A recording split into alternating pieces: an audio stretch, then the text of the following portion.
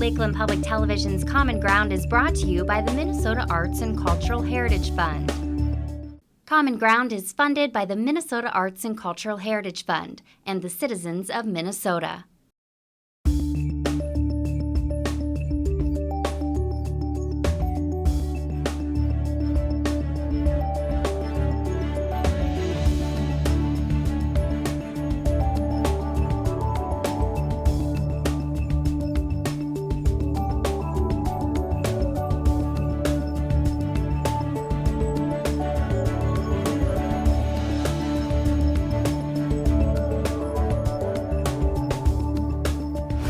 Hi, and welcome to Common Ground. I'm your host, Ashley Hall. On this week's episode of Common Ground, we join Barry Nelson of Marcell for a full episode of creating rustic Adirondack furniture.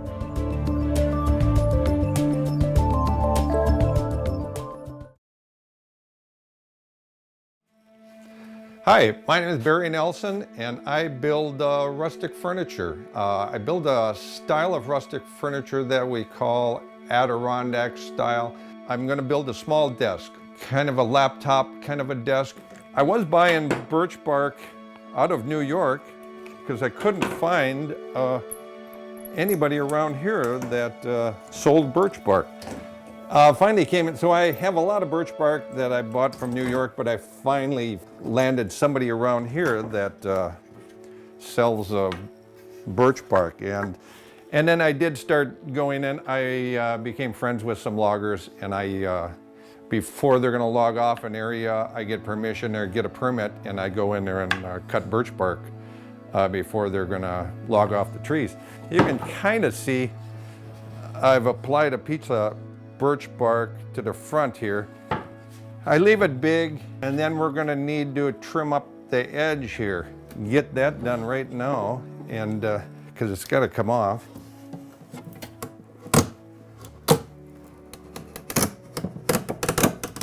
I pretty much just got a box cutter here. You definitely gotta be careful with it because we don't wanna go to the hospital today. But the shape I'm following on the table here is, I pre-picked out some sticks that we're going to apply to the front of this table, and so that's where I got the shape that you see on the front of the table here. Okay, here's the sticks. I wanted this little bend out of here. So this is the part that your legs will fit under of the desk, and then that stick follows the grooves right along the side right here, and then there's another stick that comes in here and a bunch more sticks that'll come in here, but we'll get to that part later. That's just the very beginning of what will become a desk here. And I got all the legs just so I can keep track of them and I don't put them in the wrong spot. I write on the top. I always look at the piece of furniture as I'm looking at the piece of furniture. And this is the left side. So this is the left front leg. I'm going to put on the left rear leg. I clamp these babies on temporarily. Okay, there's one. Here's the right rear leg, and we're gonna get this thing clamped on. Okay, then we're gonna put on the left front leg, just like we did the other ones. The legs are cedar. I decided to put cedar on here. I use a number of different woods on the legs, but I like these pieces of cedar that I had. I've got quite a bit of cedar downstairs. Some of it is really cockeyed, so I just wanted some really soft little bends in the legs on this one here. I didn't care about the back legs too much, but it's got a nice smooth little bend in this leg, and it bends out, and I like the way that looks. I pretty much design all the furniture myself, and I pick out the sticks, so I have a lot of sticks to pick from. You really need a lot of different stuff because there may be sticks that sit here for 5 years, and then just the right project will come up when you go, hey, there's the stick I need, and it's been sitting here for 5 years, but now is the time. I've had these pieces of cedar probably sitting here for 4 years, you know, it just picking out the right legs. I had brought in some other legs and opted for the cedar, so we're going with cedar. I have what they call a flap sander, and I run that stick through there and it sands into all the little nooks and crannies stuff. The legs are unbelievably smooth. So I think I'm gonna get a level. We're gonna make sure this table's sitting where we want. It should be pretty darn level now, and then we can straighten this stuff up. And yep, we are right there with this. There isn't a lot of Adirondack style furniture in Minnesota. It never was a big style, I don't think, out in Minnesota. People built a lot of log furniture. You see a lot of log furniture out here, but I got turned on to this Adirondack style furniture about 15 years ago. Actually before then, but I started building it about 15 years ago.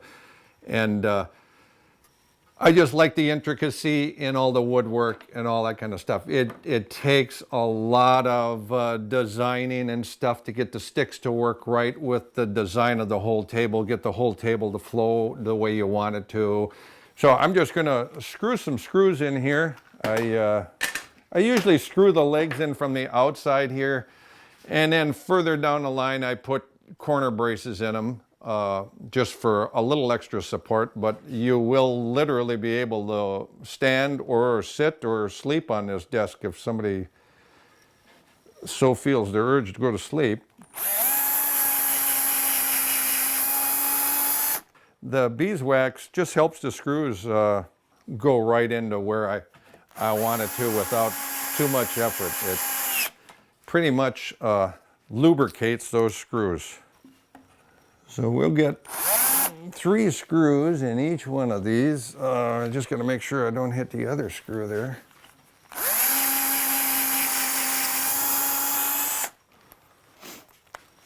When I'm finally done with all the preliminary fitting and everything else, I'll take the screws out and I will glue these legs at the top and screw them in just for a little extra support.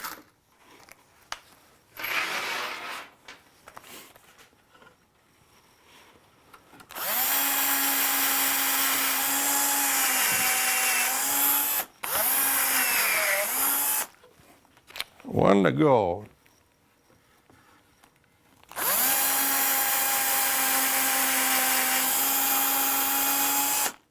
The whole outside of this carcass for this desk here will be covered with either sticks or birch bark. There's a little bit of birch bark that's going to go on the sides.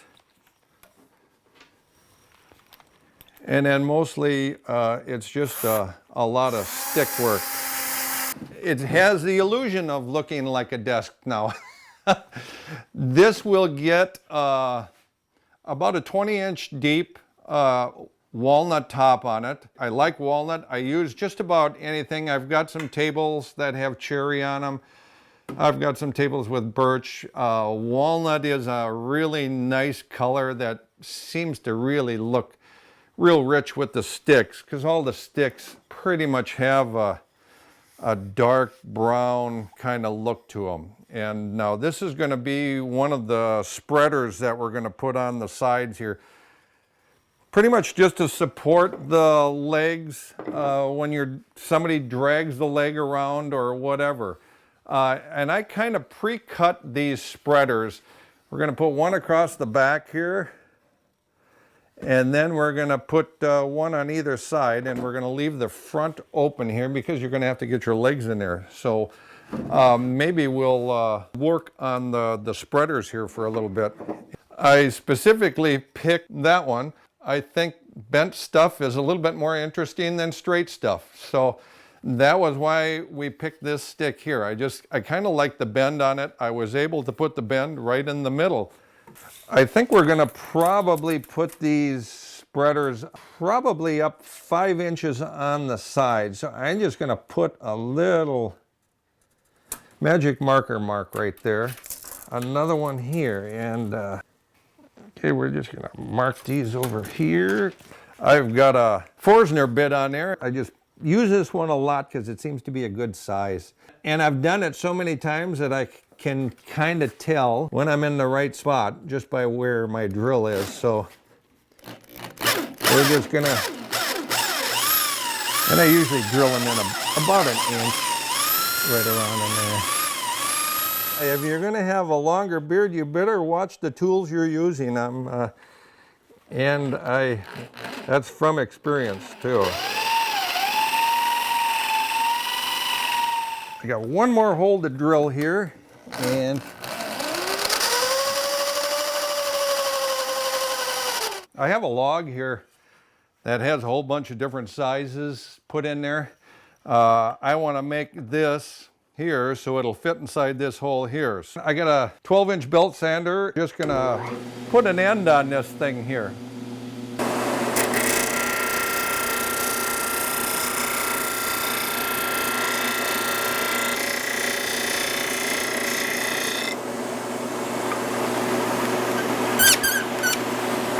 Really close.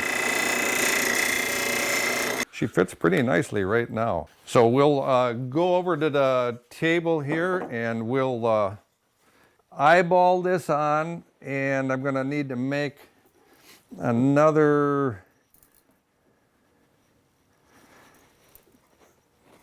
I measure it across over to here. I need to cut it right there, and then put another one of these on the opposite end. And I'm just gonna chop this off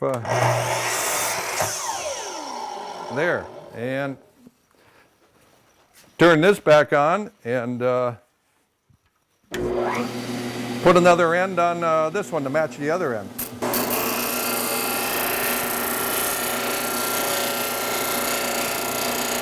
I just take this utility knife and I put these edges on them here. It makes it look a little nicer. Got to get those sand marks off there. Doesn't take too long to get that done, and you just end up with, I kind of say it ends up looking like a beaver chewed on the end of the stick there. I like the way that kind of looks, and some of my other sticks, I call them beaver chews on too. So I'll just get this other end here, and we'll, you know, when I first started doing it like this, I'd sand them down too much, and it took me forever to make one of these. I definitely have improved on the whole thing over the years.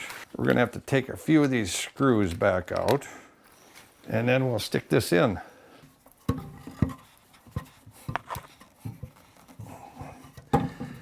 And then I'll stick this one in here and put that back. And usually you can just kind of spin it and it'll find its place that it just wants to be. And it feels like it wants to be like right there. So I'm just gonna tighten these screws back up, and we'll move on to the next spreader. Pretty much the same, exact same thing as we did before. I somewhat pre-cut this. It'll need to be cut again, but I think we'll put an end on the end of this one, and just like we did them other ones, and we'll get that one stuck in there.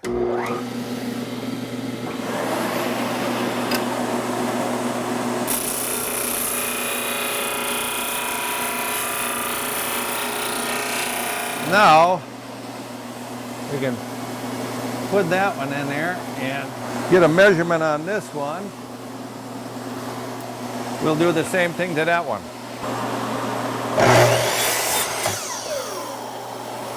Now I'll put a tip on this one here. And I'm just going to do the same thing with this one here as I did the other one. Notch that out so it looks a little bit better.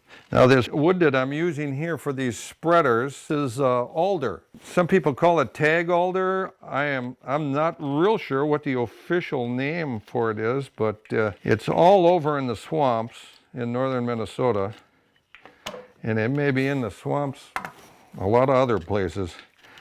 I know I was just in New York, and I did a show in New York, and they got tag alder out there. But a lot of guys don't use it. I've just found that it's a nice looking wood. It's a hardwood. You wouldn't think it would be because it's just a scrub little tree. But when you put stain on it, it really looks nice. It really takes stain nice. Real nice to work with. Right about this time of year, middle of December through probably the middle of February is when I'm going out collecting a lot of wood. You gotta cut these little sticks down when the sap has gone out of the tree, because I leave the bark on the tree. And when the sap has gone out of the tree, if you dry this now, that bark will not come off that tree anymore. It is permanently on there, where if you cut this down in the middle of summer, you've got all that sap inside there.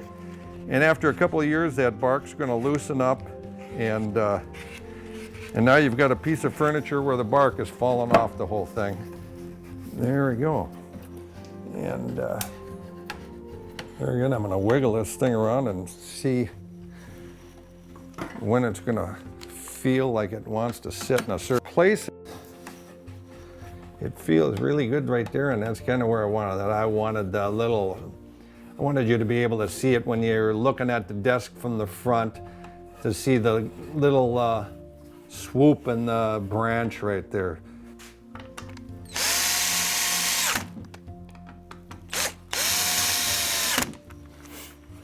Okay, we got 4 spreaders on there, 3 spreaders on there, and it feels like it wants to be right there. So maybe we'll work on putting in some sticks across the front here. The first ones for the corner there, I'm going to keep them fairly straight, and then we may get a little bit of a bend going towards the middle there.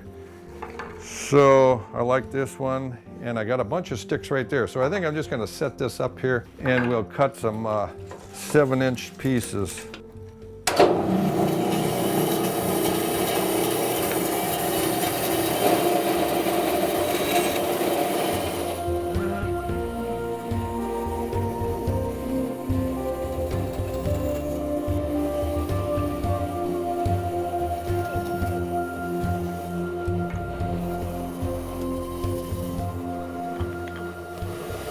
Well, that's a good start. We'll start with these here, and then I gotta mark these here so that there's a flat side on one side and then goes down 5 inches. We'll just move back over to the desk over there, and we'll line some of these things up and then recut them again so that we can get that stuff fit on.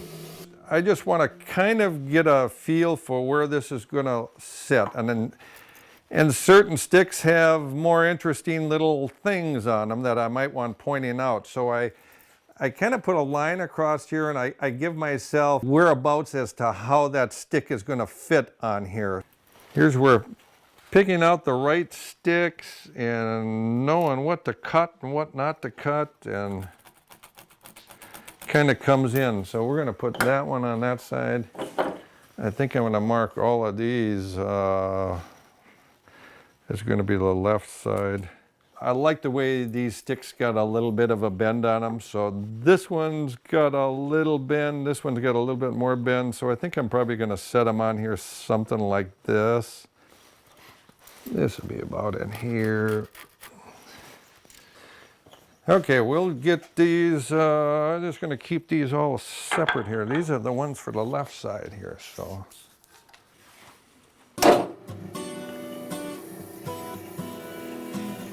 Okay, now I got pencil marks on here so I can just, and I keep track of that line right there because I want to saw down that line there. So I keep it pointing straight up. It's kind of hard to probably understand. That's where I want to cut it off, and then we'll just run this down the saw.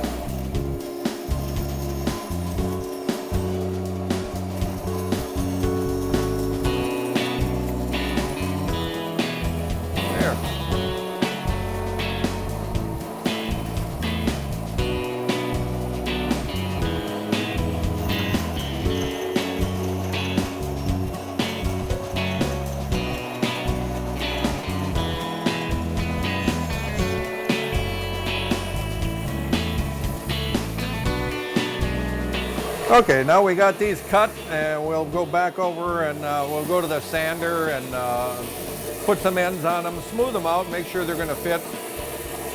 They've got to sit, so we got to sand down the sides and stuff like that. So we'll do all of that over at the belt sander over here.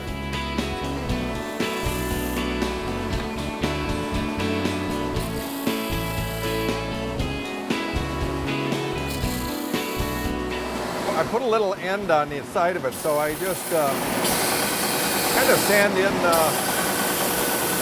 usually like 5 grooves in it, just sand it flat. I need all these sticks to line up with each other, so I usually run it down the side there and get that side flat. Get that side flat. Well, let's put these on here then. This one here is about the straightest, so I think I'm going to use this one in the corner, but it hits my leg there, so it's just going to take a little bit of sanding to get that thing to fit right.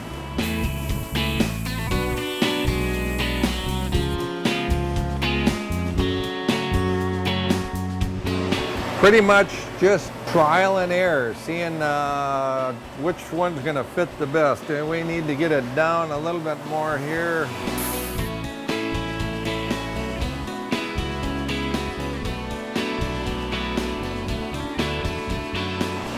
There, I like the way that fits. So I'm gonna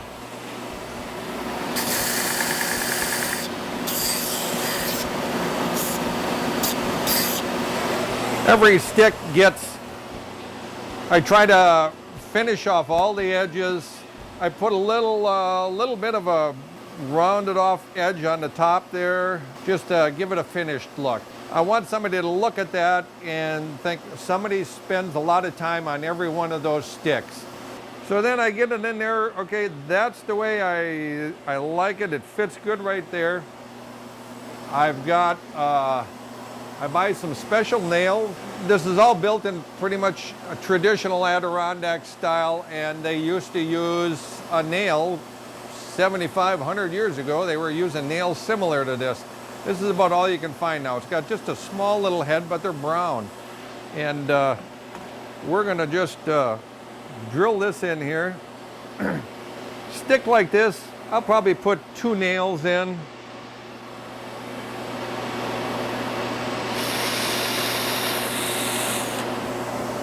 I've got a little tack hammer here that I use. Take a nail, I got it pre-drilled. If you don't pre-drill, not so much with the bigger sticks, but with any smaller stick, if you don't pre-drill it, you'll crack it. And nail it right down. Drill another hole down here.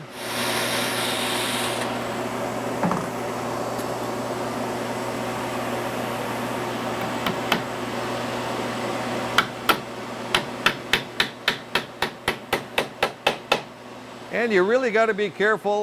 You don't hit the nail, you're going to be beating on your sticks. And after you've spent 5 minutes on one little stick or 10 minutes, you don't want to beat the heck out of it and not be able to use it anymore. So here's the second one I think I'm going to use. This one's going to take some more sanding. It's got some rough edges to do here. Okay, here we are about 2 weeks after This is kind of what I had in my head right from the get-go. This is one of those projects where I envisioned this table and I was able to get to exactly where I wanted to be when the table was done. I ended up putting smaller sticks over in here. I kind of like the way the sticks look. This is really pretty much just a small laptop desk. I hadn't planned on putting any antlers on it, but I did put a small little spike antler on both sides. After I got that on there, I thought we needed probably a little bit more. I liked the way it looked, so I stuck another set down here in the corners. From here, the table is basically done. I don't plan on adding or subtracting anything from this table now.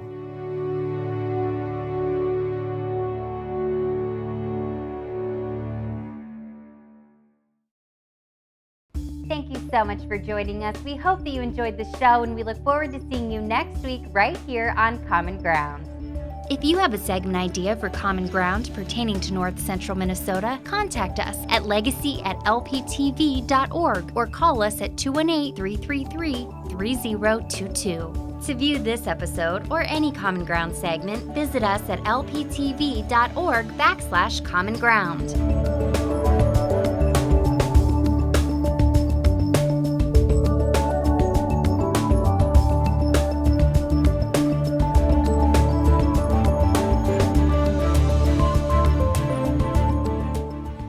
For individual segments or copies of Common Ground, please call 218-333-3020. Common Ground is funded by the Minnesota Arts and Cultural Heritage Fund with money from the vote of the people of Minnesota on November 4th, 2008. If you enjoyed this segment of Lakeland Public Television's Common Ground, consider making a contribution at lptv.org.